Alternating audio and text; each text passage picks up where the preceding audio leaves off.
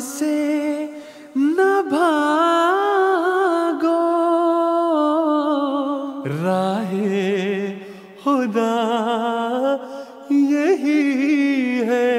ऐ सोने वालों जागो, शम्सु दुहा यही है। আউযুবিল্লাহি মিনাশ শাইতান আউযুবিল্লাহি মিনাশ শাইতানির রাজিম। বিসমিল্লাহির রহমানির রহিম। দর্শকবৃন্দ, আসসালামু আলাইকুম ওয়া রাহমাতুল্লাহি ওয়া বারাকাতুহু। আজ পহেলা মার্চ 2025 এবং রাহেউদার সরাসরি সম্প্রচার নিয়ে জার্মানি থেকে আমরা আপনাদের সমীপে পুনরায় উপস্থিত হয়েছি। যেমনটি আপনারা জানেন, রাহেউদার আমাদের এই অনুষ্ঠান সরাসরি আপনাদের সমীপে উপস্থাপন করা হয় এবং এই অনুষ্ঠানের মূল উদ্দেশ্য হচ্ছে হযরত আকদাস মসিহ মাউদ আলাইহিসসালাতু ওয়াস সালাম, হযরত মির্জা গোলাম আহমদ কাদিন আলাইহিসসালাতু ওয়াস সালাম, যিনি জামাতে আহমদিয়ার পবিত্র প্রতিষ্ঠাতা। আমরা এই অনুষ্ঠানে তার ধর্মবিশ্বাস, তার শিক্ষামালা এবং ইসলাম সম্পর্কিত পবিত্র কোরআনের শিক্ষামালা সম্পর্কে আপনাদের মাথায় যে প্রশ্ন আসে সেসব প্রশ্ন সম্পর্কে এই অনুষ্ঠানে আলোচনা করি এবং এই অনুষ্ঠানের একটি সরাসরি সম্প্রচার করার উদ্দেশ্য হচ্ছে আহমদিয়া জামাত সম্পর্কে আপনাদের মাথায় যদি কোনো প্রশ্ন থাকে তাহলে আপনারা সরাসরি এই অনুষ্ঠানে আমাদের আলেমদের সঙ্গে দিয়ে কথা বলতে পারেন, আপনাদের প্রশ্নগুলো এখানে করতে পারেন। অনুষ্ঠান চলাকালীন সময় টেলিভিশন পর্দায় যে নাম্বার দেখানো হচ্ছে, যে তথ্য আছে সেগুলো দেখানো হবে। জামাতে আহমদিয়ার শিক্ষামালা সম্পর্কে যদি কোনো প্রশ্ন মাথায় আসে তাহলে আপনারা আমাদের সঙ্গে যোগাযোগ করবেন, আমরা আপনাদের প্রশ্ন উত্তর দেব। আজ যে আলেমগণ আমাদের সঙ্গে এই অনুষ্ঠানে আলোচনায় যোগদান করবেন তাদের মধ্যে মোকাররম মোহতারাম মোহাম্মদ রাশেদ সাহেব এবং একইভাবে মোকাররম মোহতারাম রহমতুল্লাহ বান্দেশাহ সাহেব আছেন। আমি আপনাদের সবাইকে অনুষ্ঠানে স্বাগত জানাচ্ছি। আসসালামু আলাইকুম ওয়া রাহমাতুল্লাহ। দর্শকবৃন্দ, পবিত্র কোরআন মুসলমানদের যে গ্রন্থ আল্লাহ তাআলা দান করেছেন, এটি এমন একটি গ্রন্থ যাতে আল্লাহ তাআলা মুসলমানদের হেদায়েতের জন্য, সকল মানবতার হেদায়েতের জন্য আল্লাহ তাআলা বিভিন্ন দিক নির্দেশনা প্রদান করেছেন। আল্লাহ তাআলা এই গ্রন্থে সুন্নত, আল্লাহ তাআলার যে সুন্নত উল্লেখ করেছেন, কিভাবে আল্লাহ তাআলা মানুষের সঙ্গে ব্যবহার করেন। আল্লাহ তাআলা এই গ্রন্থে নবীদের সঙ্গে যে ব্যবহার করেন তারও উল্লেখ করেছেন এবং এর পাশাপাশি নবীদের যারা বিরুদ্ধবাদী তাদের যে আচরণ কি তা উল্লেখ করেছেন। মহানবী সাল্লাল্লাহু আলাইহি ওয়াসাল্লাম যখন পৃথিবীতে আবির্ভূত হন তখন তার আবির্ভাবের পূর্বে যখন আমরা বিশ্বের সামগ্রিক পরিস্থিতি দেখি, তৌহিদের নামগন্ধও ছিল না, মানুষের বিশ্বাস ছিল প্রত্যক্ষতাপূর্ণ। মহানবী সাল্লাল্লাহু আলাইহি ওয়াসাল্লামের পবিত্র সত্তা দ্বারা খোদা তাআলার তৌহিদ পৃথিবীতে প্রতিষ্ঠিত হয়েছে। মহানবী সাল্লাল্লাহু আলাইহি ওয়াসাল্লামের যে উম্মত তারা মুসলমান নামে আখ্যায়িত হন, তাদের মধ্যে মোমেনগণ আছেন। কিন্তু মহানবী সাল্লাল্লাহু আলাইহি ওয়াসাল্লাম তার সেই শিক্ষা সম্পর্কে যা নিয়ে তিনি আবির্ভূত হয়েছিলেন, তিনি বলেছিলেন যে এই শিক্ষা এখন ভবিষ্যতের সকল যুগের জন্য প্রযোজ্য। কিন্তু এর পাশাপাশি তিনি সাল্লাল্লাহু আলাইহি ওয়াসাল্লাম কথা বলেছেন তার উম্মতের উপর এমন অবস্থা আসবে যে মুসলমানরা তাদের কাছে এই ঐশী গ্রন্থ থাকা সত্ত্বেও তারা সেই পৌত্তলিকতাপূর্ণ বিশ্বাসের দিকে ফিরে যাবে। খোদা তাআলা তখন একজন নবী এবং রসুলকে, যিনি মহানবী সাল্লাল্লাহু আলাইহি ওয়াসাল্লামের উম্মতের মধ্য থেকে হবেন, অর্থাৎ একজন উম্মতি নবীকে প্রেরণ করবেন যাতে সেই যে ভুল বা ভ্রান্ত বিশ্বাস তাকে খণ্ডন করা যায় এবং মানব জাতিকে ইসলামের সত্যিকার শিক্ষা সম্পর্কে পরিচিত করিয়ে খোদা তাআলার সঙ্গে তাদের সম্পর্ক নিবিড় করবে। হযরত আকদাস মসিহ মাউদ ইসলামের এই দাবি যে আল্লাহ তাআলা তাকে উম্মতি নবী হিসেবে প্রেরণ করেছেন। তিনি সাল্লাল্লাহু আলাইহি ওয়াসাল্লামের ভবিষ্যৎবাণী অনুযায়ী এই যুগের জন্য মসিহ মাউদ আলাইহিসসালাতু ওয়াস সালামকে এই যুগে নবী, রসুল, উম্মতি নবী এবং মসিহ মাউদ করে পাঠিয়েছেন। মসিহ মাউদের সেই কাজ তার পথ, সেই পথ যে পথে মহানবী সাল্লাল্লাহু আলাইহি ওয়াসাল্লাম সফর করেছেন এবং যে পথ বাতলে দিয়েছেন মহানবী সাল্লাল্লাহু আলাইহি ওয়াসাল্লাম খোদা তাআলা পর্যন্ত পৌঁছানোর জন্য। হযরত মসিহ মাউদ আলাইহিস সালামের সঙ্গে খোদা তাআলা কথা বলেছেন। আমরা সাধারণত পবিত্র কোরআনের আলোকে এটি জানতে পারি, যারা খোদা তাআলার নবী এবং রসুল হয়ে থাকেন তারা সর্বদা খোদা তাআলার নির্দেশে কথা বলেন, খোদা তাআলার আদেশে খোদা তাআলার বাক্যাবলী মানুষের কাছে পৌঁছান এবং যতক্ষণ পর্যন্ত আল্লাহ তাআলা স্পষ্ট কোনো নির্দেশ না দেন ততক্ষণ পর্যন্ত তারা কিছুই করেন না। আল্লাহ তাআলা যখন মসিহ মাউদ ইসলামকে ভবিষ্যৎ সম্পর্কে বিভিন্ন সংবাদ প্রদান করেন, যার মধ্যে বিভিন্ন ভবিষ্যৎবাণী আছে, তখন নবীদের বিরুদ্ধবাদীদের যে আচরণ, সেই একই আচরণ মসিহ মাউদ আলাইহিসসালামের ভবিষ্যৎবাণীর বিরুদ্ধে তারা আপত্তি করতে আরম্ভ করে এবং বিভিন্ন প্রতিক্রিয়া দেখাতে আরম্ভ করে। আমরা আপনাদের সামনে এই অনুষ্ঠানে বিভিন্ন আঙ্গিকে বিশেষভাবে একটি ভবিষ্যৎবাণী সম্পর্কে আলোচনা করছি, একটি ভবিষ্যৎবাণী সম্পর্কে। আজও আমরা সেই ভবিষ্যৎবাণীকে দৃষ্টিপটে রেখে কথা বলবো, যাতে সকল দৃষ্টিকোণ থেকে এই ভবিষ্যৎবাণীর সম্পর্কে একটি পূর্ণাঙ্গ চিত্র এবং বাস্তব চিত্র আপনাদের সামনে উপস্থাপিত হয়। কারণ হযরত মসিহ মাউদ ইসলাম যে ভবিষ্যৎবাণী করেছেন তা খোদা তাআলার দিকে ডাকার জন্য, তার উদ্দেশ্য ছিল মানুষের সংশোধন। যে ভবিষ্যৎবাণী নিয়ে আমরা এই অনুষ্ঠানে আলোচনা করছি তা সাধারণত মোহাম্মদী বেগমের ভবিষ্যৎবাণী নামে পরিচিত। হযরত আকদাস মসিহ মাউদ আলাইহিসসালামের আত্মীয় স্বজনের মধ্যে কিছু এমন মানুষও ছিল যারা প্রতিলোকিতাপূর্ণ বিশ্বাস রাখত, আর তারা খোদা তাআলাকে নিয়ে হাসি ঠাট্টা করতো। মহানবী সাল্লাল্লাহু আলাইহি ওয়াসাল্লামকে তারা হাসি ঠাট্টার লক্ষ্যে পরিণত করার চেষ্টা করেছে। এই ধর্মবিশ্বাসগুলোকে খণ্ডন করার জন্য হযরত আকদাস মসিহ মাউদ আলাইহিসসালাম খোদা তাআলার সমীপে দোয়া করেন। আল্লাহ তাআলা তার সামনে সুস্পষ্ট করেন যে এই যে তার পরিবারের মধ্যে হতে এমন বিশ্বাস যারা পোষণ করে, তারা যদি তাদের মেয়েকে মোহাম্মদী বেগমকে তার কাছে বিয়ে দেয়, তাহলে আল্লাহ তাআলাও তাদের প্রতি রহমতের দৃষ্টি দিবেন এবং তাদের সঙ্গে দয়াপূর্ণ ব্যবহার করবেন। যদি তারা এই ভবিষ্যৎবাণীর উপর আমল না করেন এবং তার কাছে মেয়ে বিয়ে দিতে সম্মত না হয়, তাহলে খোদা তাদেরকে শাস্তি দিবেন এবং খোদার পক্ষ থেকে তারা বিভিন্ন বিপদের সম্মুখীন হতে হবে। এবং আমরা দেখি, এবং ইনশাল্লাহ সংক্ষেপে অনুষ্ঠানে এই বিষয়ে আলোচনাও করব, যে আমরা দেখি যে তা সেই পরিবারকে এই বিপদ আপদের সম্মুখীন হতে হয়েছে। মোহাম্মদী বেগমের যার সাথে বিয়ে হয়েছিল তিনি খোদার প্রতি বিনীত হন এবং খোদার তার প্রতি রহমত নাজেল করেন এবং আল্লাহ তাআলা এই বিনয়ের কারণে, প্রত্যাবর্তনের কারণে তাকে ক্ষমা করেন এবং আজ পর্যন্ত সেই পরিবারের অস্তিত্ব আমরা দেখতে পাই। আসল কথা ছিল খোদা তাআলার দিকে যারা মানুষ ফিরে আসে, যাদের সংশোধন হয়। আর এটি এমন ভবিষ্যৎবাণী যা সাধারণত পবিত্র কোরআনের বিভিন্ন নবীদের বরাতে আমরা দেখতে পাই। এই সমস্ত বিষয় সম্পর্কে আমরা বিগত অনুষ্ঠানে আলোচনা করছি। আজকের অনুষ্ঠানে আমরা এই সম্পর্কে যে বিভিন্ন আপত্তি করা হয় সেগুলো নিয়ে আমরা আলোচনা করব, সেগুলো আপনাদের সামনে উপস্থাপন করব, যে এগুলো সত্যিকার অর্থে আপত্তির কোনো বিষয় নয়। আপনি বলতে পারেন যে বিরোধিতাপূর্ণ একটা আচরণ বা বৈরিতাপূর্ণ একটা ব্যবহার প্রদর্শনের জন্যই তারা বিরোধিতা করে। কেননা পবিত্র কোরআনে আল্লাহ তাআলা সব কিছু সুস্পষ্টভাবে বলে দিয়েছেন। এবং আমরা আপনাদের সামনে একথাও বলেছিলাম যে হযরত আকদাস মসিহ মাউদ আলাইহিসসালামের দাবি, তিনি নবী হওয়ার দাবি করেছেন। আমরা যদি তাকে যাচাই করতে চাই, তাহলে আমরা তাকে নবুয়তের মানদণ্ডে যাচাই করতে হবে, যে নবুয়তের মানদণ্ডে আমরা অন্য নবীদের যাচাই করি। ইনশাআল্লাহ আজও আমরা এই অনুষ্ঠানে এই ভবিষ্যৎবাণীর বরাতে আলোচনা করব। আর যেসব আপত্তি আমরা পেয়ে থাকি বা সাধারণত যেসব আপত্তিগুলো করা হয় এ সম্পর্কে আলোচনা করব। মুকাররম মোহতরম মোহাম্মদ আহমদ রাশেদ সাহেবের কাছে প্রথম প্রশ্ন নিয়ে যাব, যে হযরত আকদাস মসিহ মাউদ আলাইহিসসালামের পুত্র ছিলেন মির্জা ফজল আহমদ সাহেব। হযরত আকদাস মসিহ মাউদ আলাইহিসসালাম তাকে আপত্তি করা হয়, যে তাকে বাধ্য করেন যে তিনি যেন তার স্ত্রীকে তালাক দেয়। তিনি কেন এমনটি করেছিলেন? বিসমিল্লাহির রহমানির রহিম।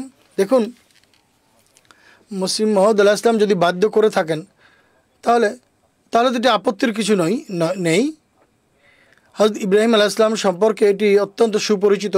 হাদিসেও এই ঘটনা পাওয়া যায় যে তিনি যখন হযরত ইসমাইল আলাইহিসসালাম বড় হয়, তাকে বিয়ে করান বা তিনি বিয়ে করেন, তখন তার সঙ্গে সাক্ষাতের উদ্দেশ্যে হযরত ইব্রাহিম আলাইহিসসালাম যান। ইব্রাহিম আলাইহিসসালাম যখন তার বাড়িতে পৌঁছেন, তখন তার পুত্রবধূ অর্থাৎ ইসমাইল আলাইহিসসালামের বিবি বাড়িতে ছিলেন, কিন্তু ইসমাইল আলাইহিসসালাম বাড়িতে ছিলেন না। তখন হযরত ইব্রাহিম আলাইহিসসালাম তার পুত্রবধূর সঙ্গে সাক্ষাৎ করেন এবং তিনি তাকে বলেন, যখন আমার ছেলে বাড়িতে ফিরে আসবে, ইসমাইল আলাইহিসসালাম শিকার ইত্যাদি করার জন্য বাইরে গিয়েছিলেন, যখন ছেলে ফিরে আসবে তখন তাকে বলবে যে এমন এক ব্যক্তি এসেছিল, সে বলে গেছে তুমি তোমার বাড়ির চৌকাঠ যেন পাল্টে দাও। যা হোক, সেই মহিলা তো বুঝতে পারেনি, পুত্রবধূ তো বুঝতে পারেনি। যখন ইসমাইল আলাইহিসসালাম বাড়িতে ফিরে আসেন, তার স্ত্রী তাকে এই বাণীটি দেন, বার্তা দেন। তখন ইসমাইল আলাইহিসসালাম বলেন, তিনি ছিলেন আমার পিতা হযরত ইব্রাহিম আলাইহিসসালাম এবং তিনি আমাকে কথা বলে গেছেন আমি যেন তোমাকে তালাক দিয়ে দেই। তিনি তার স্ত্রীকে তালাক দিয়ে দেন। পিতার কথা শুনে। মহানবী সাল্লামের যুগের খুবই প্রসিদ্ধ ঘটনা আছে। হযরত আব্দুল্লাহ বিন উমর রাদিয়াল্লাহু তাআলা আনহু অত্যন্ত প্রসিদ্ধ একজন সাহাবী। তিনি মহানবী সাল্লামের সমীপে যান এবং বলেন, হে আল্লাহ রসুল সাল্লাল্লাহু আলাইহি ওয়াসাল্লাম, আমার স্ত্রী আমার খুব ভালো লাগে, তাকে আমি অনেক ভালোবাসি, কিন্তু আমার পিতা হযরত ওমর বলেন আমি যেন আমার স্ত্রীকে তালাক দিয়ে দিই। নবী করিম সাল্লাল্লাহু আলাইহি ওয়াসাল্লাম বলেন, ওমর যদি বলে তালাক দিতে তাহলে তালাক দিয়ে দাও। এখন এ সমস্ত ঘটনা থেকে ফকিগণ, চিন্তাবিদগণ এই ফলাফল নির্ণয় করেছেন, যদি পিতা তার সন্তানকে বিভিন্ন ধর্মীয় কারণে যা কোনো যে ধর্মীয় ঘাটতি বিভিন্ন মহিলার মধ্যে পাওয়া যায় এটি দেখে বলেন তোমার স্ত্রীকে তালাক দাও, তাহলে তালাক দিয়ে দাও। এই যে শরীয়তের ব্যাপার, হযরত মসিহ মাউদ এর উপরে আমল করেছেন, যদি তাহলে এটি ভিন্ন বিষয়। আমরা বিগত অনুষ্ঠানে এই আলোচনা করেছি, এই যে পরিবার মোহাম্মদী বেগম বা আহমদ বেগের যে পরিবার, এই পরিবারেই মির্জা ফজল আহমদ শাহ বিয়ে করেছিলেন। আর তার স্ত্রী তাদের মতোই হাসি ঠাট্টা মস্করা করতো। কি নিয়ে হাসি ঠাট্টা করতো? কোরআনের প্রতি আল্লাহ তাআলার প্রতি। আর বৈরিতাপূর্ণ আচরণ তারা করতো। হযরত মসিহ মাউদ আলাইহিস সালাতু ওয়াস সালাম এই শরীয়তের শিক্ষার উপরে আমল করে তার পুত্রকে বলেন যে তুমি তোমার স্ত্রীকে তালাক দিয়ে দাও। তার কথা শুনে তার ছেলে তাকে তালাক দিয়ে দেয়, যেভাবে ইসমাইল আলাইহিস সালাম দিয়েছিলেন, আব্দুল্লাহ ইবনে ওমর দিয়েছিলেন। এখানেও তালাক কার্যকর হয়। এরা জাগতিক মানুষ, তাদের মান এবং স্ট্যান্ডার্ড ভিন্ন, কিন্তু যারা নবী আল্লাহ তাআলার আউলিয়া এবং যারা সুলাহা বা পুণ্যবান তাদের মান ভিন্ন। হযরত মসিহ মাউদের যে মান, এটি তো নবী আউলিয়া এবং সুলাহাদের সমতুল্য। এটা তো ধর্মের প্রতি বিরোধিতা।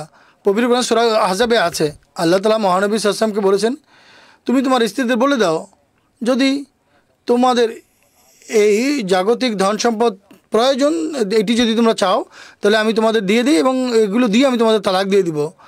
মহানবী সাল্লাল্লাহু আলাইহি ওয়াসাল্লামের তালাক দেয়া এটিও তো একটি শাস্তি। এটি মানুষের জন্য দুর্ভাগ্যের কারণ। এর চেয়ে বড় দুর্ভাগ্য আর কী হবে যে তিনি মহানবী সাল্লাল্লাহু আলাইহি ওয়াসাল্লামের স্ত্রী আর মহানবী সাল্লাল্লাহু আলাইহি ওয়াসাল্লাম তাকে তালাক দিয়ে দিচ্ছেন। এখন এক জাগতিক লোক এটি আপত্তি করতে পারে যে সাধারণত মহিলারা এটি চায় ওটা চায়, আমাদের এটা দাও ওটা দাও। আর মহানবী সাল্লাল্লাহু আলাইহি ওয়াসাল্লাম বলেন তুমি যদি কিছু চাও আমি দিব ঠিকই, কিন্তু তোমাদের তালাক দিয়ে দেবো সাথে। এই আইনের অধীনে বা শরীয়তের যে এই নীতি, যেহেতু মসিহ মাউদ ইসলামের মান ছিল নবীদের বা সুলাহাদের সমতুল্য, তাই তিনি তার পুস্তকে বলেছিলেন যে একে তালাক দাও। এর মধ্যে এটি শরীয়তের দিকও আছে যা আপনি উল্লেখ করলেন। এছাড়া যেহেতু হযরত মসিহ মাউদ আলাইহিস সালাতু ওয়াস সালাম ভবিষ্যৎবাণীর পরে সেই পরিবার যেহেতু বৈরিতাপূর্ণ ব্যবহার থেকে পিছু হটেনি, এই কারণে তিনি আলাইহিস সালাতু ওয়াস সালাম সেই শরীয়তের বিষয়টিকে দৃষ্টিতে রেখে সন্তানকে বলেছিলেন যে তোমার স্ত্রীকে তালাক দিয়ে দাও। রহমতুল্লাহ সাহেব, আমরা জানি, আমরা এই সম্পর্কে আলোচনা করেছি আগে যে হযরত আকদাস মসিহ মাউদ আলাইহিস সালাতু ওয়াস সালামের সঙ্গে মোহাম্মদী বেগমের বিয়ে হয়নি, বরং তারা মোহাম্মদী বেগমকে অন্যত্র বিয়ে দিয়েছিল। এখন এখানে এই প্রশ্ন উঠে বা আপত্তি করা হয় যে যদি হযরত মসিহ মাউদ আলাইহিস সালামকে আল্লাহ তাআলা এই সুদৃঢ় সংবাদ দিয়ে থাকেন যে অবশ্যই তার সাথে তোমার বিয়ে হবে, তাহলে হযরত মির্জা সাহেব কেন এত চেষ্টা করছিলেন? কারণ কি? বিসমিল্লাহির রহমানির রহিম। জাযাকাল্লাহ। যেভাবে মুরব্বী সাহেব বললেন, এখনই আমরা হযরত মির্জা গোলাম মোহাম্মদ কাদিয়ানী আলাইহিস সালাতু ওয়াস সালামকে উম্মতি নবী হিসেবে মানি। তার দাবি হচ্ছে তিনি মহানবী সাল্লাল্লাহু আলাইহি ওয়াসাল্লামের অনুসরণে আনুগত্যে আল্লাহ তাআলা তাকে নবুয়তের মোকাম বা উম্মতি নবুয়তের মোকামে অধিষ্ঠিত করেছেন। তিনি এই দাবিও করেছেন যে আমাকে যদি যাচাই করতে চাও তাহলে নবুয়তের মানদণ্ডে আমাকে যাচাই করো। নবুয়তের মানদণ্ড কি? এটি কি আল্লাহ তাআলা যদি কোনো সংবাদ দেন এই জন্য চেষ্টা করা, বা খবর দেওয়ার পর সেই কাজকে বাস্তবে রূপায়িত করা আবশ্যক নাকি আবশ্যক নয়? যদি আমরা পবিত্র কোরআনের দিকে তাকাই, পবিত্র কোরআনে আল্লাহ তাআলা বিশেষভাবে নির্দেশ দিয়েছেন। সূরা আল মায়েদার আয়াতে 46 আছে, 45 আছে, 48 আছে, বলছেন মান লাম ইয়াকুব, যে ব্যক্তি সিদ্ধান্ত করে না বিমা আনজাল আল্লাহ, যা আল্লাহ নাজিল করেছেন সেই অনুযায়ী, ফা উলাইকা হুমুল কাফিরুন, এটি 45 নম্বর আয়াতে বলেছেন। এরপর বলছেন হুমুজ জালিমুন, এরপরে আয়াতে বলছেন ফাসিকুন। অর্থাৎ আল্লাহ যা কিছু অবতীর্ণ করেছেন পবিত্র কোরআনে, একে মানদণ্ড নির্ণয় করে যদি তোমরা নিজের কর্মকে, তোমার কাজকে যদি যাচাই না করো, তাহলে সে কাফের, ফাসেক এবং জালেম। বরং সূরা আন-নেসায় আল্লাহ তাআলা বিশেষভাবে বলে দিয়েছেন যে, হে বিশ্বাসীগণ, যদি তোমাদের মধ্যে পারস্পরিক মতভেদ দেখা দেয়, ফাইন তানাজাতুম ফি শাইইন, যখনই তোমাদের মাঝে পারস্পরিক কোনো মতভেদ দেখা দিবে, তখন তোমাদের যে নির্দেশনা হচ্ছে, তোমরা প্রথমে আল্লাহর দিকে যাবে, আল্লাহ রসুলের দিকে যাবে। এমনকি এই সূরা নেসার 66 নম্বর আয়াতে আল্লাহ তাআলা বলেছেন, ফালা ওয়ারাব্বিকা, খোদার কসম, যে বান্দা রাসূলুল্লাহ সাল্লাল্লাহু আলাইহি ওয়াসাল্লাম এবং পবিত্র কোরআনে বর্ণিত শিক্ষা অনুযায়ী সিদ্ধান্ত করে না, ইউসাল্লিমা তাসলিমা বলেছে শেষে। আর যে সিদ্ধান্ত প্রদান করবে তা যদি কেউ আন্তরিকতার সাথে গ্রহণ কেউ না করে, তাহলে তার ইমানই নেই। অতএব আল্লাহ পবিত্র কোরআনে যদি কোনো আদেশ দেন, আর যদি তার ব্যবহার নবী করিম সাল্লাল্লাহু আলাইহি ওয়াসাল্লামের সুন্নত যদি এর ব্যবহারিক আমল হয়ে থাকে, তাহলে আমাদেরকে তা মানতে হবে, সে অনুযায়ী আমাদের কাজ করতে হবে। আল্লাহ তাআলা মহানবী সাল্লাল্লাহু আলাইহি ওয়াসাল্লামের জন্য এবং লোকদের বিরুদ্ধবাদীদের জন্য এই ভবিষ্যৎবাণী করেছেন, ওয়াল্লাহু ইয়াসিমুকা মিনান নাস। হে আল্লাহ তাআলা বলছেন রাসূলুল্লাহ সাল্লাল্লাহু আলাইহি ওয়াসাল্লামকে, আল্লাহ রাসূলুল্লাহ সাল্লাল্লাহু আলাইহি ওয়াসাল্লামকে ইয়াসিমুকা, রক্ষা করবেন, মিনান নাস, মানুষের হাত থেকে ভবিষ্যৎবাণী করেছেন। ওয়াল্লাহু ইয়াসিমুকা মিনান নাস, আল্লাহ লোকদের আক্রমণ থেকে তোমার মহানবী সাল্লাল্লাহু আলাইহি ওয়াসাল্লামকে রক্ষা করবেন। আহমদীদের মানদণ্ড অনুযায়ী এখানে কি মহানবী সাল্লাল্লাহু আলাইহি ওয়াসাল্লামের নিরাপত্তার জন্য কোনো ব্যবস্থা করা উচিত ছিল না? ছিল না। মহানবী সাল্লাল্লাহু আলাইহি ওয়াসাল্লামের হেফাজতের জন্য চেষ্টা করা হয়েছে, হুজুর সাল্লাল্লাহু আলাইহি ওয়াসাল্লামের জন্য পাহারা দেওয়া হয়েছে, যুদ্ধের জন্য হুজুরের তাবু পাহারাদের জন্য বিশেষ আয়োজন করা হতো। আয়োজন করা কি আবশ্যক ছিল নাকি আয়োজন করা আবশ্যক ছিল না? আবশ্যক ছিল, ভবিষ্যৎবাণী থাকা সত্ত্বেও। চিমা সাহেব, সূরা রাদ, এটি মক্কায় অবতীর্ণ সূরা। এতে আল্লাহ তাআলা বলেছেন যে 12 নম্বর আয়াতে, লাহুম মুআক্কিবাতুন, হুজুর পাক সাল্লাল্লাহু আলাইহি ওয়াসাল্লামের নিরাপত্তা রক্ষীরা নিয়োজিত আছে। কোথায় আছে? মিম বাইনি ইয়াদাহি মিন খালফিহি, ডানে বামে সম্মুখে পেছনে। ইয়াহফাজুনা, আল্লাহর নির্দেশে তারা তার হেফাজত করেন। একদিকে বলছেন আল্লাহর নির্দেশে তার হেফাজত করছে, আর অপরদিকে আল্লাহ তাআলা কি ভবিষ্যৎবাণী করছেন? তাকে আত্মিক প্রশান্তি দেওয়ার জন্য, ওয়াল্লাহু ইয়াসিমুকা মিনান নাস, আল্লাহ মানুষের হাত থেকে তোমাকে রক্ষা করবেন। তা সত্ত্বেও যুদ্ধ করতে হয়েছে, যুদ্ধে মহানবী সাল্লাল্লাহু আলাইহি ওয়াসাল্লামের হেফাজতের জন্য ব্যবস্থা করতে হয়েছে। তখন কি আমরা বলবো যে এরা কি বেহুদা কাজ করতো? আল্লাহ এবং আল্লাহ রসুলের জানতো না, এরা জানতো বেশি? না, আল্লাহর রসুল, আল্লাহ যদি তার রসুলের সঙ্গে প্রতিশ্রুতি দিয়ে থাকেন, তাহলে সেই রসুলকে প্রদত্ত ও প্রতিশ্রুতি পূর্ণ করার রসুলেরও দায়িত্ব এবং সাহাবীদেরও দায়িত্ব। মজার বিষয় হচ্ছে, সূরা আনফালের শুরুতে আমরা উল্লেখ পাই যে হুজুর যখন মক্কা থেকে বদর অভিমুখে রওনা দিয়েছিলেন, তখন দুটি বিষয় ছিল। এক ছিল কাফেলা আসছিল, তাদেরকে প্রতিহত করা, মক্কা থেকে না, মদিনা থেকে। আর যেখানে মক্কা থেকে মদিনার দিকে এগিয়ে ধেয়ে যাচ্ছিল মুশরিকরা, তাদেরকে প্রতিহত করা। সূরা আনফালের আয়াত 8 নম্বর আয়াতে আল্লাহ তাআলা বলেন, আল্লাহ তুমসে ওয়াদা কর, আল্লাহ তোমাকে প্রতিশ্রুতি দিচ্ছেন যে দুটি দল আছে। একটি দল যারা হচ্ছে কাফেলা, বাণিজ্যিক কাফেলা, আর দ্বিতীয় হচ্ছে সেনা দল। এদের মধ্যে থেকে যাদেরই মোকাবেলা হবে, আন্না হালাকুম, তা তোমাদের জন্য। এই উভয় দলের মধ্যে যার সঙ্গেই মোকাবেলা হোক না কেন, তাদের সম্পদ তোমরা পাবে। মক্কা থেকে যে কাফেররা যাচ্ছিল, তাদের সঙ্গে মোকাবেলা হয়। যে প্রতিশ্রুতি দিয়েছিলেন আল্লাহ, এই জন্য কি মহানবী সাল্লাল্লাহু আলাইহি ওয়াসাল্লাম বসেছিলেন? না, মহানবী সাল্লাল্লাহু আলাইহি ওয়াসাল্লাম এত বেশি গিরিয়াজারি করছিলেন, আহাজারি করছিলেন। হয়তো আবু বকর বলছেন যে আল্লাহ আপনাকে প্রতিশ্রুতি দিয়েছেন, আপনি এতটা কান্নাকাটি করুন না। নবী করিম সাল্লাল্লাহু আলাইহি ওয়াসাল্লাম বলছেন যে হতে পারে যে এর মধ্যে এই প্রতিশ্রুতির মধ্যে কোনো গোপন শর্ত আছে। তাই প্রতিশ্রুতি দেওয়া সত্ত্বেও চেষ্টা করা এটি রসুলের সুন্নত তাই নয়, বরং এর বিপরীতে পবিত্র কোরআন এমন লোকদেরকে হুমকি দিয়েছে বা বকা দিয়েছে যে তোমাদের এমন করা উচিত নয়। হযরত মূসা আলাইহিস সালাম সাথে আল্লাহ তাআলা প্রতিশ্রুতি দিয়েছিলেন যে আপনি যান এবং পবিত্র ভূমিতে প্রবেশ করেন, ইনশাল্লাহ পবিত্র ভূমি আপনাকে দান করা হবে।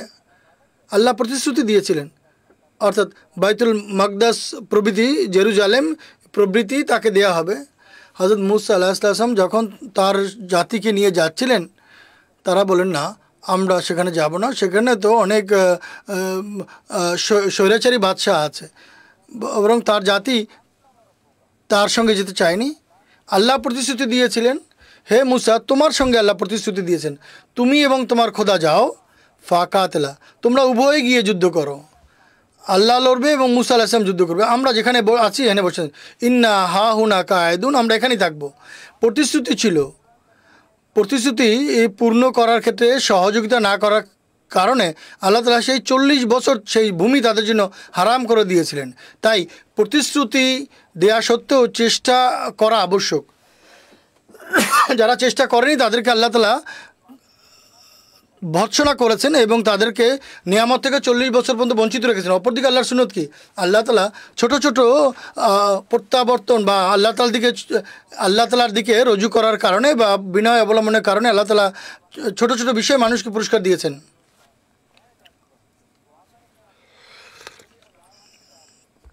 জাদুকররা বলতো মূসা আলাইহিস সালামকে যে হে জাদুকর, তুমি আল্লাহর কাছে দোয়া করো যাতে আমাদের উপর থেকে বিপদ সরিয়ে দেন। আল্লাহ জানতেন যে বিপদ দূরীভূত হলে এরা আবার ফিরে আসবে, যদিও তারা তার দোয়ার কারণে শাস্তি টলে যেত। আর এখানে যেহেতু মূসার জাতি চেষ্টা করেনি, এই জন্য আল্লাহ তাআলা সেই পবিত্র ভূমি থেকে তাদের 40 বছর বঞ্চিত রেখেছিলেন। আল্লাহ বলছেন আল্লাহ রসুল তোমাদের জন্য উত্তম আদর্শ। আমাদের দেখতে হবে মির্জা সাহেব হযরত রাসূলুল্লাহ সাল্লাল্লাহু আলাইহি ওয়াসাল্লামের আমল অনুযায়ী চেষ্টা করেছেন কিনা, নাকি বিরুদ্ধবাদীদের যে রীতি প্রচলিত রীতি সে অনুযায়ী আমল করেছেন। আমাদের জামাতের বড় বড় বিরোধী মৌলভী মাহমুদুল হাসান সাহেব দেওবন্দি তিনি এই বিষয়টি বর্ণনা করেছেন। অনেক সময় শত্রুরাও অনেক সময় সঠিক কথা বলে, যদি অনেক সময় তারা সঠিক কথা বলে। তিনি বলছেন তাওয়াক্কুল কাকে বলে, আল্লাহ প্রতিশ্রুতি দিবেন এবং প্রতিশ্রুতি পূর্ণ করার জন্য চেষ্টা করতে হবে। তিনি দেওবন্দের কোরআন তাফসিরে লিখেছেন,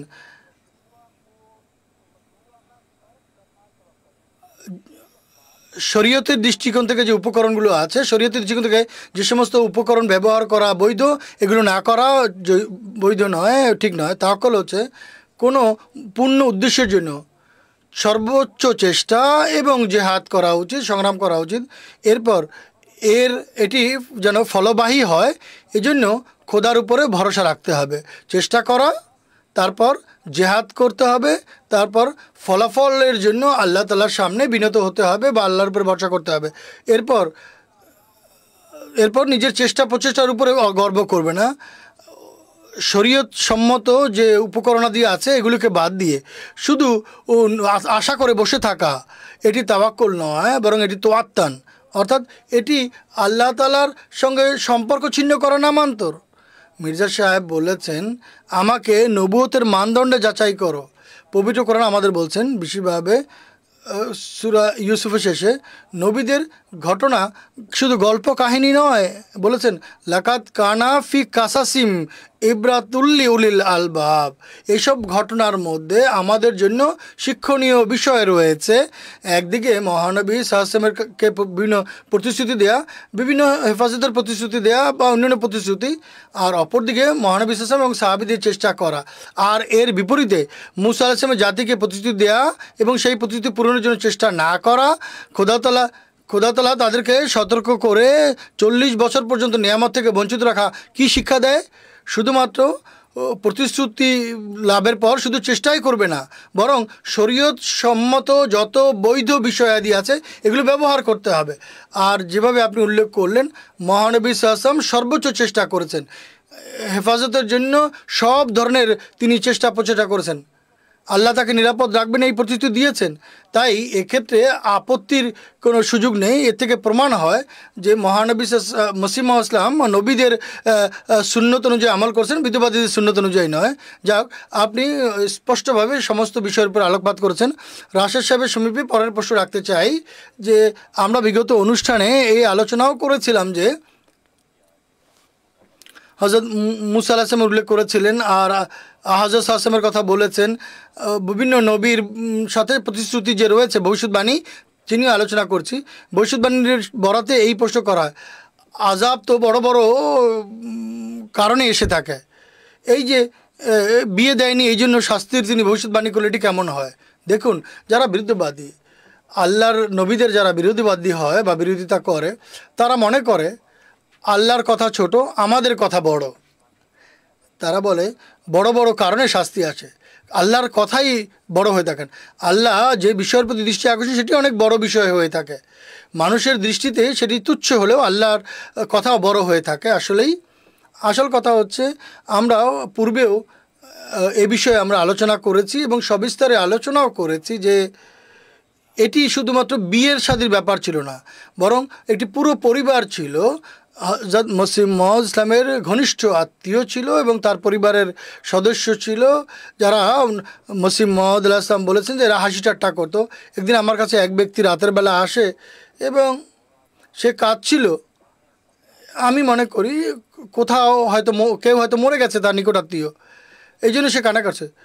কেউ কি মারা গেছে? আমি জিজ্ঞেস করি। বলে এর চেয়েও বড় বিষয়, এই এরা এরা হাসি ঠাট্টা করছে, এরা কোরআনকে পবিত্র কোরআনকে পায়ের নিচে রাখছে, ইত্যাদি ইত্যাদি। এটি অনেক বড় বিষয়। এটি বিদ্যুৎবাদী দৃষ্টিতে হয়তো ছোটো কথা হতে পারে। আর বাকি থাকলো পবিত্র কোরআনের প্রতি আমরা দৃষ্টি দিলে যে বিষয়কে এরা ছোট বিষয় বলে, পবিত্র কোরআন বলে যে এই সমস্ত কাজের জন্য আল্লাহ মানুষকে ধৃত করেন। আমি কয়েকটি আয়াত পাঠ করে শোনাচ্ছি। আল্লাহ তাআলা বলছেন, যখন अन नोहलिका करियतन अमरना मुतरफीहा फफासाकू फीहा, कि जब हम किसी যখন আমরা কোনো জনবসতিকে ধ্বংস করার সংকল্প করি, আমরা শুধু আদেশ দেই, তখন সেই জনবসতির লোকেরা একে ছোট আদেশ মনে করে বা ছোট মনে করে একে অস্বীকার করে বসে। যখন এই পরিস্থিতি দেখা দেয়, লাইহাল কওলো ফাদ্দাম্মারনাহা তাদমিরা, তো ফির তখন আমাদের যে কথা বা আমাদের শাস্তি সংক্রান্ত যে ভবিষ্যৎবাণী তা তাদের অনুকূলে পূর্ণ হয়। আল্লাহ বলেন আমি অবকাশ দেই। এরপর দেখুন আল্লাহ তাআলা পবিত্র কোরআনে বলছেন হযরত তালুতের ঘটনা। আল্লাহ তাআলা বলছেন, তালুত বিল জুনুদে কালা ইন্নাল্লাহা মুবতলিকুম বিনাহরিন ফামান শারিবা মিনহু ফালাইসা মিন্নি ওয়া মান লাম ইয়াতআমহু ফাইন্নাহু মিন্নি ইল্লা মান ইগতারাফা গুরফাতান বিয়াদিহি। কে দেখো আল্লাহ তোমাদেরকে একটি নহরের পানির দ্বারা পরীক্ষা করতে চান। যারা এই নহর থেকে অনেক বেশি পেট ভরে পানি পান করবে, মুমিনদের জামাতের সঙ্গে তার সম্পর্ক ছিন্ন হবে। আর যারা সামান্য পরিমাণ পানি পান করবে, এক অঞ্জলি ভর্তি পানি পান করবে, তারা রক্ষা পাবে। আল্লাহ তাআলা বলছেন, পবিত্র কোরআনে বলছেন যে যারা জাহান্নামী বা দোজখী তাদেরকে জিজ্ঞেস করা হবে মা সালাকাকুম ফি সাকার, কোন কাজ তোমাদেরকে জাহান্নামে নিক্ষিপ্ত করেছে। যারা অবিশ্বাসী, যারা নবীদের বিরোধী, তাদের পুরো বিষয় আপনারা দেখতে পাবেন, সামান্য সামান্য বিষয়। নাকু মিনাল মুসাল্লিন, তারা বলবে যে কালু লাম নাকু মিনাল মুসাল্লিমিন, আমরা নামাজ পড়তাম না। নবীদের দৃষ্টিতে কেউ যারা বিদ্যুৎবাদী তারা বলে নামাজ না পড়লে কী হবে। এরপরে কথা কি ছিল? মিসকিন, আমরা মিসকিনদের খাবার খাওয়াতাম না, আমাদের পয়সা আমরা খাওয়াই না খাওয়াই, তাতে কি যায় আসে। খুজো মাল খায়েজিন, হাম ব্যাঠে, আমরা যারা গল্পের আসর বসাতো তাদের সাথে বসে আমরা গল্প গুজব করতাম। এদের দৃষ্টিতে ছোট্ট কথা, হাসি ঠাট্টা, কিন্তু এগুলো আল্লাহ তাআলার শাস্তির কারণে পরিণত হয়েছে। ওয়াকুন্না নুকাজিবু বিয়াউমিদ্দিন, এবং আমরা ধর্মকে বা হিসাব কিতাব দিবসকে নিয়ে উপহাস করতাম, আল্লাহ তাআলা বলছেন এরা অচিরেই ধৃত হবে। এরপরে একটি প্রাণী পানি পান করবে, যেখান থেকে চায় পান করবে। জানোয়ারকে মানুষ মানে পশুকে কেউ বাড়ি মারে, এটা করে কেউ জিজ্ঞেস করে না। আল্লাহ বলেন যে এই যে সমুদ্রের যে জাতি ছিল এদেরকে যখন আমি ধৃত করি, ছোট্ট একটি কারণে তারা ধরা পড়ে, একথা বলেনি নবীকে এটা করেছে, নবীকে মারধর করেছে, এটা বলেনি। আল্লাহ বলছে না আমি রসুলের মাধ্যমে বার্তা দিয়েছিলাম। রসুল্লাহ নাকাত আল্লাহ ওয়া সুকিয়াহা, আল্লাহ রসুল বলেছিল, আল্লাহ বলছেন যে এই উটনির ব্যাপারে সাবধান থাকো এবং উটনি যেখান থেকে পানি পান করতে চায় সেখান থেকে পানি পান করতে দিও, এক্ষেত্রে সাবধান থেকো। তারকে আটকাবে না, প্রতিবন্ধক হবে না। নবীদের বিদ্যুবাদীদের দৃষ্টিতে ছোট্টটি বিষয়, পশু যেখান থেকে মন চায় পানি পান করুক, আল্লাহ তাআলা পুরো জাতিকে ধৃত করে শাস্তি দিয়েছিলেন। এবং এর পাশাপাশি দেখুন আল্লাহ তাআলা যে কাজ করার আদেশ দেন বাহ্যত ছোট মনে হয়, যারা এর উপরে আমল করেন। আল্লাহ তাআলা হযরত ইব্রাহিম আলাইহিস সালাম সম্পর্কে বলেছেন ওয়াইজিব তালা ইব্রাহিমা রাব্বুহু বিকালিমাত, আমরা ইব্রাহিমকেও ছোটো ছোটো বিষয় দ্বারা পরীক্ষা করেছিলাম। আল্লাহর কোনো নির্দেশকে তিনি ছোট মনে করেন, তিনি বলছেন সবগুলো নির্দেশই গুরুত্বপূর্ণ। ফাকালা ইন্নী জাইলুকা লিন্নাস, আল্লাহ বলছেন আমি তো তাকে তোমাকে লোকদের উপরে ইমাম নিযুক্ত করছি। আল্লাহর প্রত্যেক কথাকে তুচ্ছ না মনে করে বড় মনে করলে এবং আল্লাহর কথাকে তুচ্ছ না জ্ঞান করে গুরুত্বপূর্ণ মনে করলে এই পুরস্কার পাওয়া যায়।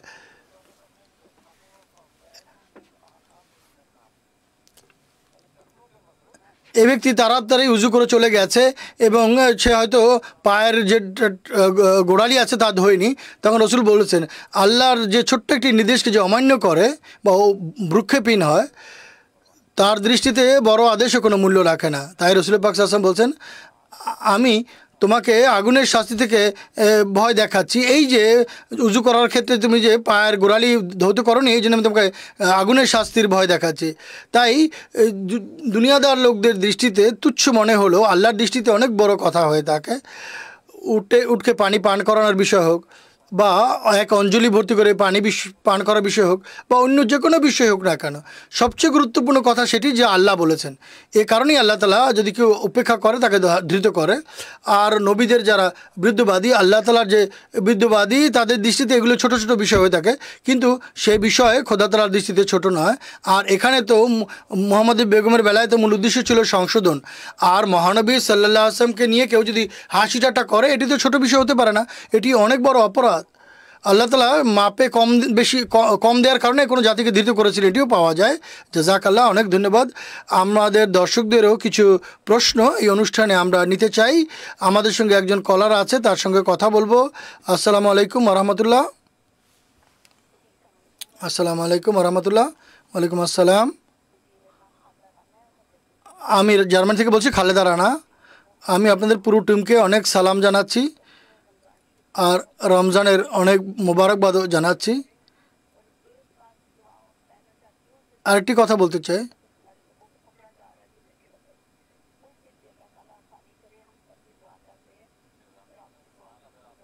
আপনি আপনার প্রশ্নটি যদি করে দেন।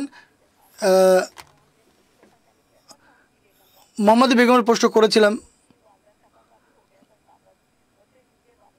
তার মায়ের তার বাবার কথাও এসে গিয়েছিল। মোহাম্মদ বেগমের কোনো প্রজন্ম আছে কি না, কোথায় আছে, এটি সম্পর্কে যদি আমাদের জানান, এই বিষয়ে যদি কিছুটা আলোকপাত করেন তাহলে আল্লাহ আপনাদের উত্তম পুরস্কার দিন।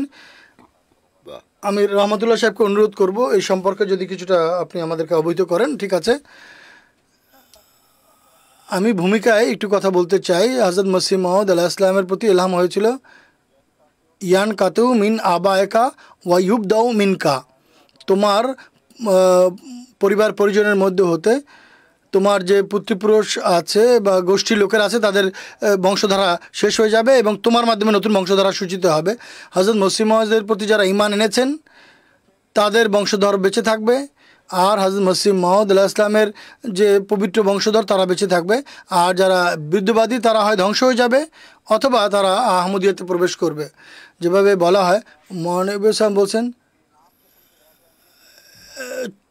চোর চামারের মতো অপরিচিত কেউ থেকে যেতে পারে যাদের কেউ চিনবে না। হযরত মসিহ মাউদ ইসলামের ভবিষ্যৎবাণী অনুযায়ী মোহাম্মদী বেগমের যখন অন্যত্র বিয়ে হয়ে যায়, পরবর্তীতে তাদের অনেকগুলো সন্তান ছিল, সম্ভবত 5 জন ছিল, যাদের পরিবার বা বংশধারা চলেছে তা মোহাম্মদী বেগমের পুত্র মির্জা এসাক বেগের মাধ্যমে। আর মির্জা এসাক বেগের পরিবারের সন্তান হয়, তারা বেঁচে থাকে বা বেঁচে আছে। আর যেভাবে এখনই উল্লেখ করলাম যে আমাদের রিডস্টাডে আমাদের জামিয়া গ্লিজহাইম একটা জায়গা আছে, সেখানে মোহাম্মদী বেগমের পরিবারের লোকেরা তাদের আত্মীয় স্বজন সেখানে বসবাস করেন। একইভাবে 1984-তে জিয়াউল হক সাহেব আমাদের বিরুদ্ধে আইন পাশ করে এবং অর্ডিন্যান্স জারি করেছিল। এরপর জামাতের পক্ষ থেকে এই অর্ডিন্যান্সকে শরীয়ত কোর্টে চ্যালেঞ্জ করা হয়েছিল। আমাদের কয়েকজন উকিল এটা চ্যালেঞ্জ করেছিল। এর মধ্যে একজন উকিলের নাম ছিল মির্জা নাসির আহমদ সাহেব, তিনি মোহাম্মদ বেগমের পরিবারের সদস্য ছিলেন। এরপর এখনও তার আত্মীয় স্বজন বর্তমানে পাকিস্তানে আছে। যেভাবে তিনি বলছেন যে নিরাপত্তা ব্যবস্থা এমন নয় যে আমরা তাদের নাম নিতে পারি। 47 মির্জা এসাক বেগের বংশধারা 2-4 জনের বিয়ে হয়েছিল। কার বিয়ে কার সঙ্গে হয়েছিল এবং কোন জায়গায় সে বিয়ের অনুষ্ঠান হয়েছিল এবং কে কে তাতে যোগদান করেছিলেন তার বিস্তারিত বিবরণ এই রিপোর্টে আছে। 27 আগস্ট 2010-এর আল-ফজল রাবা থেকে প্রকাশিত প্রতিবেদনে বিস্তারিত এসেছে কোন কোন ছেলে মেয়ের কোথায় কোথায় বিয়ে হয়েছে, আর তারা মির্জা এসাক বেগের সন্তান এবং তারা মসিহ মাউদের অনুসারী। মোট কথা হযরত মসিহ মাউদ ইসলামের অনুসরণকারী এই বাচ্চারা উপস্থিত আছে, বেঁচে আছে, আর জামাতের সঙ্গে তাদের মজবুত সম্পর্ক আছে। আমরা এখন যে দেশে বসে অনুসরণ করছি, আমাদের কাছে জামিয়ার কাছে ছোট্ট একটি শহর আছে, সেখানেও মোহাম্মদী বেগমের পরিবারের সদস্যরা আছে, পাকিস্তানেও আছে। তাই নিরাপত্তা ব্যবস্থার কারণে আমরা এর চেয়ে বেশি তাদের নাম ইত্যাদি বর্ণনা করা এখানে উল্লেখ হবে না। তার প্রশ্নের যতটুকু অংশ ছিল আপনি তার উত্তর দিয়েছেন, জাযাকাল্লাহ, আপনি উল্লেখ করেছেন, ধন্যবাদ। আমাদের যে বিষয়বস্তু নিয়ে আলোচনা করছি একে যদি আমরা এগিয়ে নিয়ে যাই, আমরা আলোচনা করছিলাম হযরত মসিহ মাউদের সঙ্গে প্রতিশ্রুতি ছিল যে তাকে তার তোমার সঙ্গে বিয়ে হবে। তো এটি যদি ঐশী ভবিষ্যৎবাণী হয় তাহলে আল্লাহর দায়িত্ব ছিল যে বিয়ের ব্যবস্থা করা। তো বাহ্যত যারা আপত্তি করে তারা বলে মির্জা সাহেব চিৎকার চেঁচামেচি করছিল কিন্তু আল্লাহ তাআলা নীরব ছিলেন। প্রথম প্রশ্নের উত্তর দিয়েছিলাম, চেষ্টা করা এটি ভালো কাজ, যার উদ্দেশ্য আমরা পবিত্র কোরআন দেখতে পেয়েছি। পবিত্র কোরআন বলেছে যে মহানবী সাল্লাল্লাহু আলাইহি ওয়াসাল্লামের হেফাজতের জন্য ব্যবস্থা করার প্রতিশ্রুতি আল্লাহ দিয়েছেন। আমি পুনরায় আয়াতটি দেখাতে পারি, ওয়াল্লাহু ইয়াসিমুকা মিনান নাস, আল্লাহ তাআলা রাসূলুল্লাহ সাল্লাল্লাহু আলাইহি ওয়াসাল্লামকে বিদ্রোহীদের হাত থেকে রক্ষা করবেন। মহানবী সাল্লাল্লাহু আলাইহি ওয়াসাল্লামের চেষ্টা করার তো উচিত ছিল না, তিনি নীরবে বসে থাকতেন, সাহাবীদেরও কোনো চেষ্টা করা দরকার ছিল না। কিন্তু আমরা দেখি কি তারা দিন রাত চেষ্টা করেছেন, যুদ্ধের প্রেক্ষাপটেও আর প্রশাসনিক দিক থেকেও তারা চেষ্টা করেছেন। আল্লাহ তাআলা বলেছেন কাতাবাল্লাহু লা আগলিবানা আনা ওয়া রাসূলি, আমি এবং আর রসুল সর্বদা বিজয় লাভ করব। নবীরা কি হাতের উপরে হাত রেখে বসে থাকতেন, কোনো তবলিগ করতেন না, কোনো চেষ্টা করতেন না যে এই বার্তা পৌঁছানোর জন্য চেষ্টা করতেন না?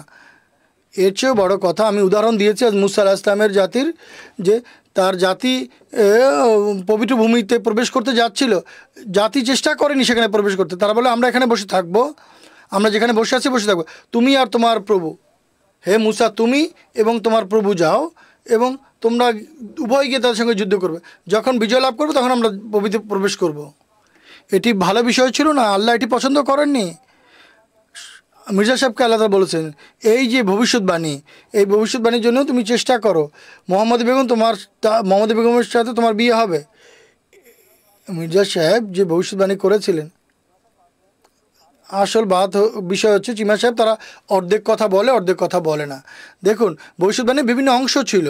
একটা অংশ ছিল যে মির্জা সাহেব অর্থাৎ মির্জা আহমদ বেগ সাহেব, তিনি যদি তার মেয়ের বিয়ে হযরত মসিহ মাউদ আলাইহিস সালামের সঙ্গে না দেয়, তাহলে বিয়ের দিন থেকে 3 বছরের মধ্যে মির্জা আহমদ বেগ মারা যাবে, আর নিকার 2.5 বছরের মধ্যে মির্জা অর্থাৎ মোহাম্মদ বেগমের যে স্বামী হবে তিনি মারা যাবে। এই ভবিষ্যৎবাণীতে হুজুরকে দেখানো হয়েছিল। আল্লাহ তাআলা বলেছিলেন যে মোহাম্মদী বেগমের যিনি নানি হযরত মসিহ মাউদ আলাইহিসসালামকে মসিহ মাউদ স্বপ্নে দেখেন এবং তিনি দেখতে পান যে তার নানি কাঁদছে।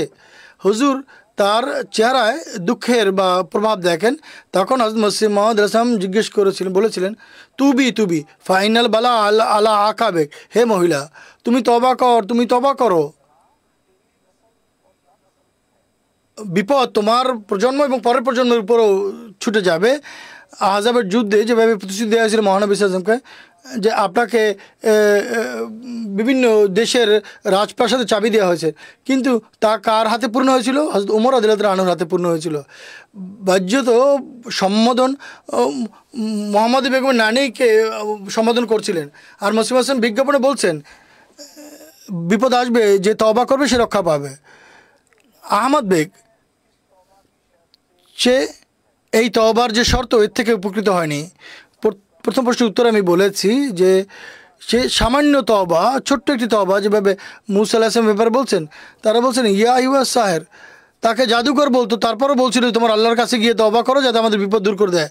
আবার আল্লাহ জানতেন যে বিপদ দূর হলে আবার দুষ্টামি করবে, তারপর আল্লাহ তাদের ক্ষমা করে দিয়েছিলেন। আর সে যেহেতু তওবা করেনি তাই আল্লাহর শাস্তি তাকে দিতে করে। এরপর আহমদ বেগ যখন ভবিষ্যৎবাণী, 2 ব্যক্তি সম্পর্কে ভবিষ্যৎবাণী ছিল। এক ব্যক্তি নির্ধারিত মেয়াদের শুরুতেই মারা যায়, আর দ্বিতীয় ব্যক্তির কি হয়েছিল, সে বলে এই পানির পেয়ালার মধ্যে বিষ আছে, যে পান করবে মারা যাবে, কেউ যদি পান করে মারা যায় দ্বিতীয় কেউ পান করবে না। তো হুজুর বলেছিলেন যে এর কাছ থেকে আমি চিঠি পাই। 2.5 বছর যখন ভবিষ্যৎবাণী পারা যায়, মির্জা সুলতান বেগ সাহেব মারা যায়নি, তখন কেউ হট্টগোল করতে আরম্ভ করে। আঞ্জামে আথম পুস্তকে মসিহ মাউদ ইসলাম বর্ণনা করেছেন, বলেছেন এতে সমস্যা কী, তিনি তওবার যে ভবিষ্যৎবাণী আছে থেকে উপকৃত হয়। মির্জা সুলতান বেগকে বলো, সিদ্ধান্ত সহজ, আহমদ বেগের জামাতা সুলতান বেগ আমাকে মিথ্যা বলে প্রত্যাখ্যান করে বিজ্ঞাপন দিক, তারপর দেখুক আল্লাহ তাআলার ব্যবহার কী হয়। যদি আল্লাহ এরপরে সময় নির্ধারণ করে দেয়, সেই নির্ধারিত সময় পার করতে পারে, তাহলে আমি মিথ্যাবাদী হবে। যদি সে তওবা না করে থাকে তাহলে তার তো বিজ্ঞাপন দেওয়া উচিত ছিল। অন্যান্য আলেম ওলামার উচিত ছিল বিজ্ঞাপন দেওয়া, শুধু উত্তেজিতই করেনি বা প্ররোচিতই করেনি, উস্কানিই দেয়নি। বরং মোহাম্মদ বেগমের স্বামী মির্জা সুলতান বেগ সাহেব তিনি লিখিতভাবে বলেছেন যে আমি তওবা করেছি।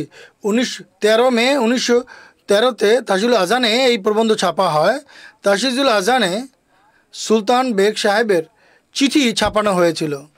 তাতে তিনি লিখেছিলেন যে আমি মির্জা সাহেবকে ন্যাক এবং পুণ্যবান বলে মনে করে যতদিন তিনি বেঁচে ছিলেন, যদি খোদা না করুক তাশিজুল আজানে 1913 সালে যা প্রকাশ পেয়েছিল সেই চিঠি তা যদি মিথ্যা হতো।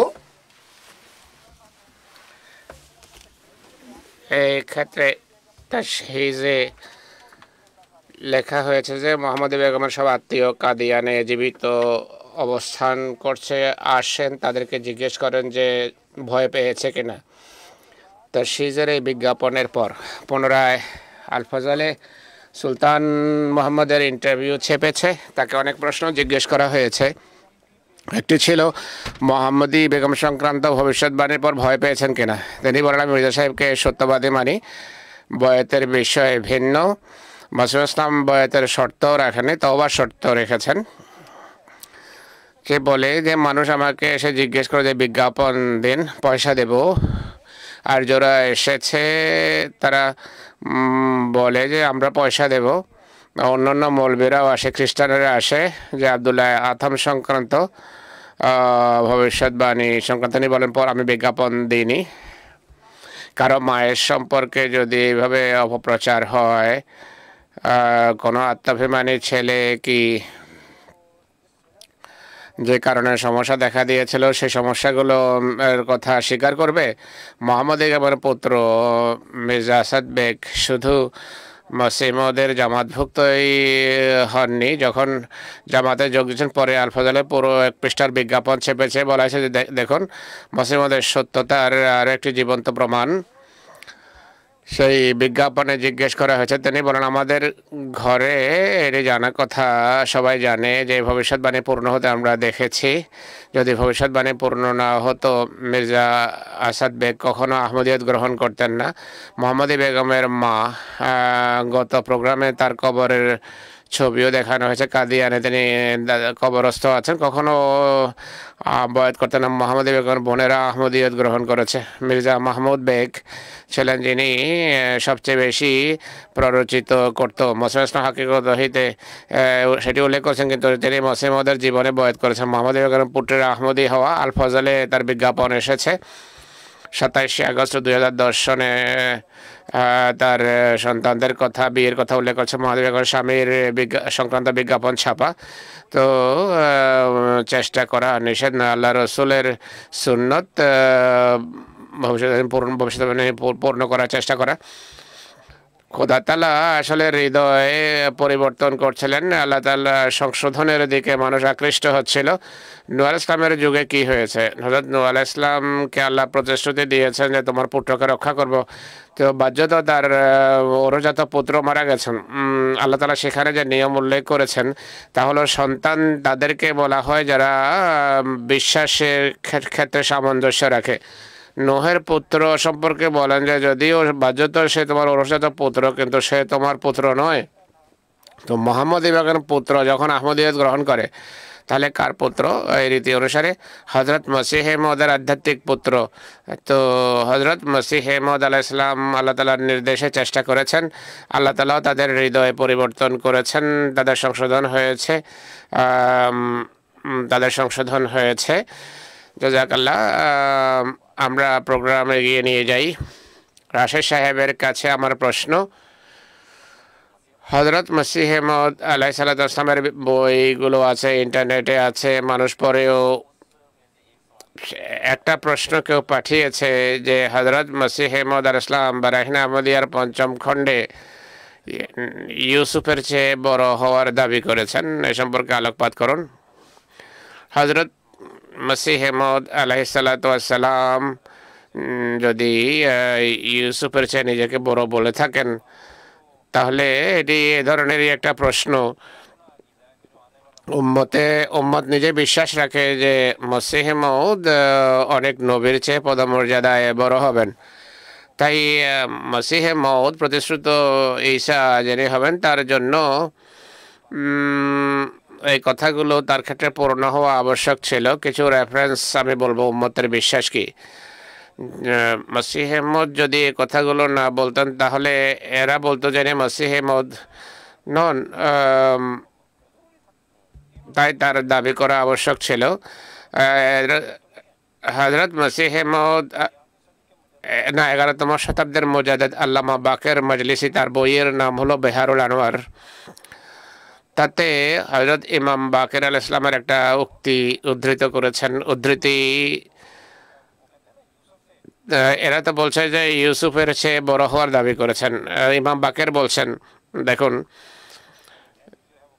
ইয়াকুলু অর্থাৎ মাহদি বলবেন, ইয়া মাশার আল খালায়েক, হে মানব মণ্ডলী, আলা ওয়ামান আরাদা আয়ানজুরা ইলা ইব্রাহিম ওয়া ইসমাঈলা ফাহা আনাদা ইব্রাহিম ওয়া ইসমাঈল। হে মানব সকল, কেউ যদি ইব্রাহিম এবং ইসমাইলকে দেখতে চায় তাহলে দেখো ইব্রাহিম এবং ইসমাইল এখানেই আছে। আলা ওয়ামান আরাদা ইয়ানজুরা ইলা মূসা ওয়া ইউশা ফাহা আনা যা মূসা ওয়া ইউশা, যারা এই যুগে মূসা এবং ইউশাকে দেখতে চায় তা দেখো আমি মূসা আর আমি ইউশা। ইনি আবার বলছেন মান আরাদা ইয়ানজুরা ইলা ঈসা ওয়া শামউন ফাহা আনা যা ঈসা ওয়া শামউন, যে ঈসা এবং শামউনকে দেখতে চায় দেখো আমি সেই ব্যক্তি। আবার বসে আলা মান আরাদা ইয়ানজুরা ইলা মুহাম্মাদিন সাল্লাল্লাহু আলাইহি সাল্লাম ওয়া আমিরাল মুমিনিন ফা আনা যা মুহাম্মাদান সাল্লাল্লাহু আলাইহি সাল্লাম ওয়া আমিরাল মুমিনিন, যে মোহাম্মদ সাল্লাল্লাহু আলাইহি সাল্লামকে এবং মোহাম্মদ সাল্লামকে দেখতে চায় তো আমি মোহাম্মদ, আর আমিরুল মোমেনকে দেখতে চায় তো আমি আমিরুল মোমেনিন। তাই মসিহে মউদের এই কথা বলা যে আমি ইউসুফের চেয়ে বড়, মোহাম্মদ রসুল্লাহ যদি বলেন আগমনকারী মাহদি এটি বলবেন, তাহলে তার সত্যতা তিনি যদি দাবি না করেন তাহলে এই কথাটা তো পূর্ণ হলো না। মোহাম্মদ সাল্লাহ ইসলাম হযরত শাহ ওলিউল্লাহ মুহাদ্দিস দেহলভির একটা বই রয়েছে, এটির নাম হলো খায়রুল কাসির। এই বিষয়ে বিতর্ক করে তিনি বলেন মাহদি এবং মসিহ যিনি আসবেন তার পদমর্যাদা কী হবে, তার স্ট্যাটাস কী হবে। ইনি বলছেন ইয়াজ আমুল আম্মাত আন্নাহু ইজা নাজালা ফিল আরদে কানা ওয়াহিদাম মিনাল উম্মাহ। সাধারণ মানুষ মনে করে, সাধারণ মানুষের ধারণা যে মসিহ যখন বা ঈসা যখন আসবেন, সাধারণ মানুষ মনে করে তিনি উম্মতের সাধারণ একজন উম্মতি হবেন, হ্যাঁ উম্মতের এক সাধারণ মানুষের মতো হবেন। তিনি বলছেন কাল্লা, তিনি বলেন মোটেই নয়, এমন এই ধারণা ভুল। বালহুয়া শারুন লাইল ইসমাইল জামে মোহাম্মদী, তিনি মোহাম্মদ রসুল্লাহর কামেল যে মোহাম্মদ নাম, সেই নামের ব্যাখ্যা হবেন তিনি। ওয়ানুসখাতুম মুনতাসাখাতুন মিনহু, আর মোহাম্মদ রসুল্লাহর ট্রু কপি হবেন। ফাশাত্তানে বাইনাহু ও বাইনা আহাদে মিনাল উম্মাহ, কোথায় এই পদমর্যাদার কোথায় একজন সাধারণ উম্মতি, এটি এদের নিজেদের বিশ্বাস। এই বিশ্বাস সত্ত্বেও যদি শুধু আপত্তি করার থাকে তো আপত্তি করতে পারে এরা। হযরত শাহ ওলিউল্লাহ মুহাদ্দিস দেহলভী বলছেন হাক্কুল্লাহ আয়ানে কাসা ফিহে আনোয়ার ও সাইয়্যিদুল মুরসালিন, তার আগমনকারী মাহদির অধিকার বা মর্যাদা হলো তার মাঝে রসুল্লাহর জ্যোতি রিফ্লেক্টেড হবে, প্রতিফলিত হবে। এরপর ইবনে সিরিন রাহমাহুল্লাহ হিজাজুল কিরামা তাতে আছে এটি কালা ইয়াকুনু ফি হাযিল উম্মতে খলিফাতুন খায়রুম মিন আবি বকর ওয়া ওমর, তিনি বলেন এই উম্মতে তিনি মাহদি খলিফা হবেন আর তিনি আবু বকর এবং ওমর রাদিয়াল্লাহু আনহুমের চেয়েও বড় হবেন। কিলা খায়রুম মিনহুমা, কেউ প্রশ্ন করে আচ্ছা এই দুজনের চেয়েও বড় হবেন? তিনি বলেন কালা ইয়াফজুলু আলা বাদিল আম্বিয়া, তো আবু বকর ওমরের চেয়ে বড় হওয়ার কথা বলছো, তিনি তো কোনো কোনো নবীদের চেয়েও বড় পদমর্যাদা রাখবেন।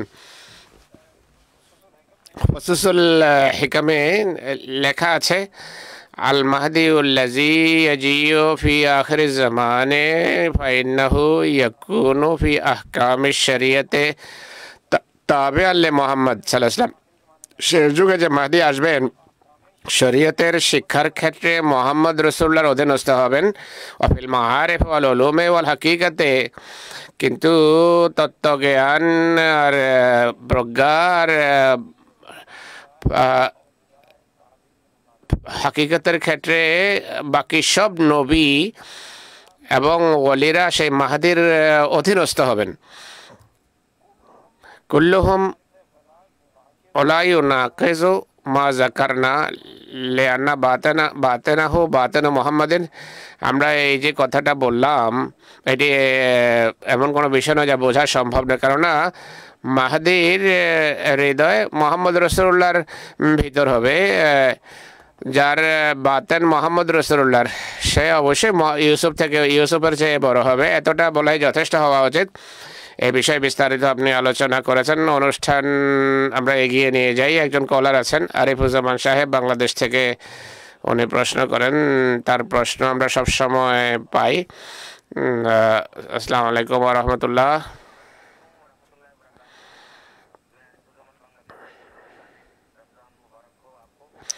রমজান মুবারক। হযরত ঈসা আলাইহিস সালামের একজন বিরোধীর নাম হলো সাদুল্লাহ। এলহাম হয় তার সম্পর্কে ইন্না শানিয়াকা হুয়াল আবতার, এর পটভূমি কি আর এটি কিভাবে পূর্ণ হলো এই সম্পর্কে সংক্ষিপ্ত আলোচনা করুন। রাশেদ সাহেবকে বলবো যে এই বিষয়ে আলোকপাত করুন। 5-6 মিনিট আছে, আপনি এই সম্পর্কে আলোচনা করুন। সাদুল্লাহ লুধিয়ানা নিবাসী একজন নূতন মুসলমান, মুসলিম। তার দুর্ভাগ্য যে সে হযরত মসিহ মউদের চরম বিরোধী ছিল। শুধু বিরোধী নয়, খুবই নোংরা ভাষা ব্যবহার করত। ভদ্রতার সাথে বিরোধিতা ভিন্ন জিনিস, কিন্তু সে নোংরা ভাষা ব্যবহার করত। সে শেহাবে সাকেব নামে একটা বই লিখেছে মসিহ মউদেরকে মিথ্যাবাদী আখ্যা দিয়ে। মসিহ মউদ সম্পর্কে আজে বাজে যে কথা লিখতো সেগুলোর একটি কথা হলো মসিহ মউদ আফতার হবে, তার বংশ থাকবে না, লেজ কাটা হবে। ফার্সি বিভিন্ন কবিতাও লিখেছে। 1897 সনের 16 সেপ্টেম্বর এটি বলেছে। সব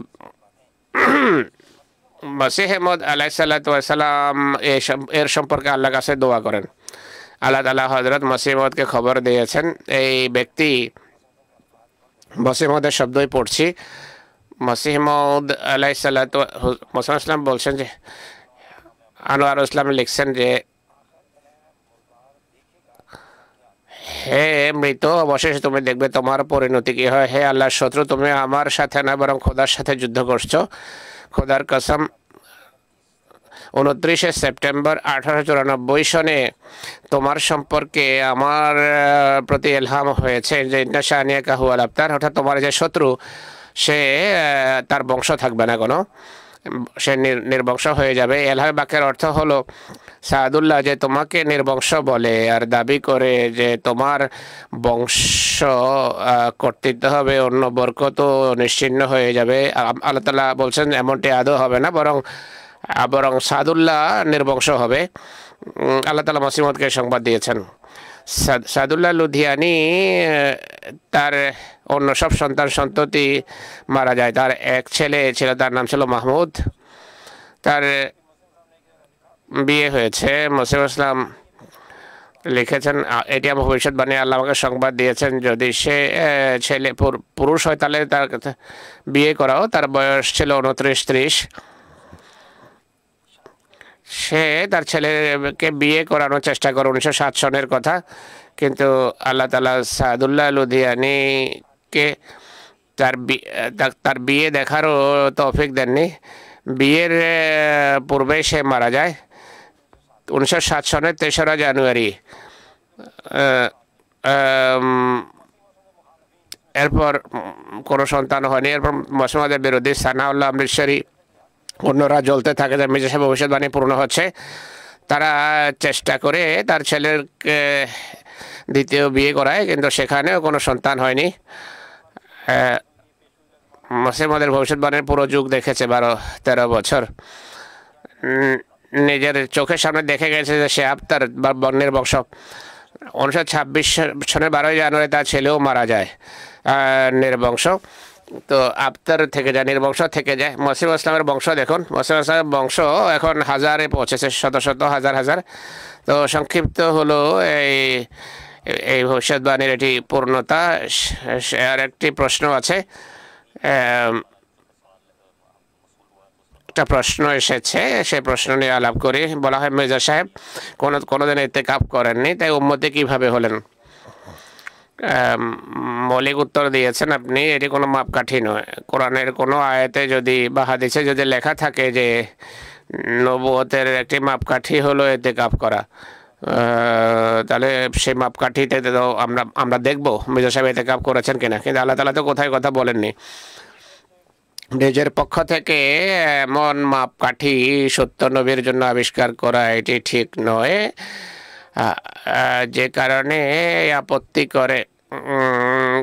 সেই সম্পর্কে উত্তর হলো সিরাতুল মাহদিতে বর্ণনাকারী ডক্টর মীর মোহাম্মদ ইসমাইল সাহেব বলছেন যে আমি হযরত মসিহ মউদকে মামুরিয়তের পর কখনো ইতিকাফ করতে দেখিনি। শরীয়তের নির্দেশ কোনো বিষয়ের সাথে শর্ত সাপেক্ষ থাকে। যখন ইচ্ছা নামাজ পড়া যায় না, আর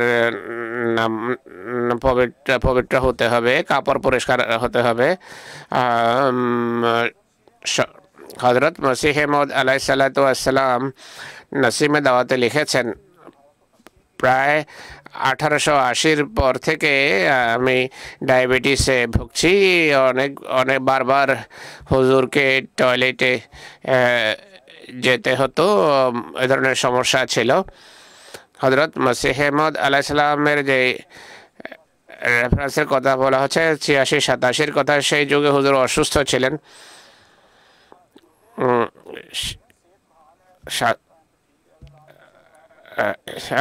দিনের বেলা স্বাস্থ্য ভালো, রাতে যদি স্বাস্থ্য নষ্ট হয়ে যায় কী করবে? হুজুরের অন্যান্য ব্যস্ততাও ছিল। মৌলিক উত্তর এসে গেছে, এটি কোনো মাপকাঠি নয়। আপনাদের প্যানেলকে আমি ধন্যবাদ জানাই। এই সিরিজের এটি শেষ অনুষ্ঠান। ইনশাল্লাহ আবার রায়ে হুদার সিরিজ নিয়ে উপস্থিত হব। অনুমতি দিন। আসসালামু আলাইকুম ওয়া রাহমাতুল্লাহি ওয়া বারাকাতুহু।